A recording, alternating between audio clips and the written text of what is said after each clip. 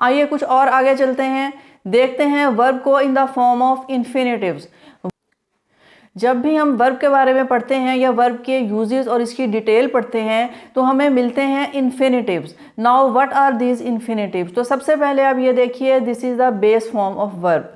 Base form of verb का क्या मतलब है? This is the first form of verb, ये वर्ब की फर्स्ट फॉर्म है।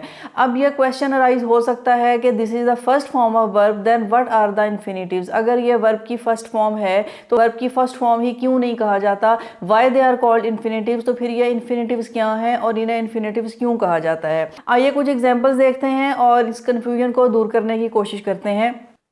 Look at this sentence, I want to leave. Now we should focus that what is the main verb in this sentence, because we are looking two verbs here कि यहाँ हमें दो verbs देखने को मिलते हैं, want and leave.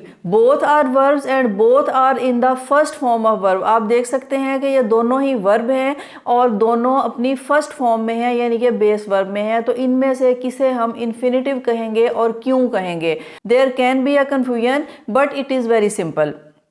Notice कीजिए, हमें जिस चीज़ पे फोकस करना है वो ये है, what is the action of eye? Eye का एक्शन क्या है? क्या वॉन्ट इसका एक्शन है या कि लीव एक्शन है? तो आप ये देखेंगे कि जो मेन एक्शन है वो है वॉन्ट। मैं जाना चाहता हूँ, मैं क्या करना चाहता हूँ? जाना चाहता हूँ। एक्शन आपका क्या है? वो वॉन्ट है, चाहता हूँ। और leave is at the place of object, तो लीव हमें मिलता है ऑब्जेक्ट की प्लेस पे। It is not acting, it is not functioning as the action verb के इस सेंटेंस में इसकी हैसियत वर्ब की नहीं है, इसमें एक्शन वॉन्ट है, but leave is at the place of object and it is at the place of noun के यहाँ पर वो एज अ एक्शन परफॉर्म नहीं करता, एज अ वर्ब परफॉर्म नहीं करता, बल्कि ये ऑब्जेक्ट की प्लेस पे एज अ नाउन परफॉर्म करता है। That's why we can इसकी हैसियत वर्ब से कुछ वीक हो जाती है। In this case these verbs are called infinitives. ये हमेशा वर्ब ही होंगे, किसी और वर्ड को हम इन्फिनेटिव नहीं कहेंगे। ऐसे वर्ब उस सेंटेंस में वो नाउन का मीनिंग देने लगते हैं और ऑब्जेक्ट की प्लेस पे हैं, those verbs are called infinitive. हम यूँ भी कह सकते हैं कि इनका यूज से इन्हें यूज किया जाता है, उस यूज के according they are not performing as the action verb, their function is not as an action verb. ये एक एक्शन वर्ड के तौर पे इनका फंक्शन नहीं रहता। These words are called infinitives. Look at another sentence. They tried to reach early.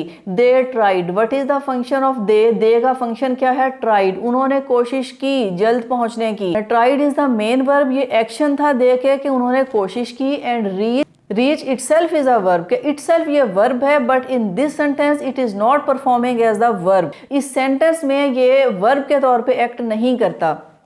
एक और चीज़ नोटिस कीजिए कि these are the first form of the verb and they are written after to. These verbs are called infinitives. ये verb हैं जो to के बाद first form में हैं, इन्हीं को इन्फिनेटिव्स कहा जाता है। आई होप सो कि अब आपको इन्हें आइडेंटिफाई करने में ज़्यादा मुश्किल नहीं होगी। कुछ और फॉर्म्स देखते हैं। Often preceded by two, not all time, ये टू के विदाउट भी हो सकते हैं, उन्हें भी हम देखते हैं, लेकिन मोस्ट ऑफ द टाइम ज़्यादातर ये टू के बाद ही लिखे जाते हैं। जैसे कि कुछ सेंटेंसेस देखिए, to quit is natural, birds love to fly, she refuse to marry, man desire to make money quickly.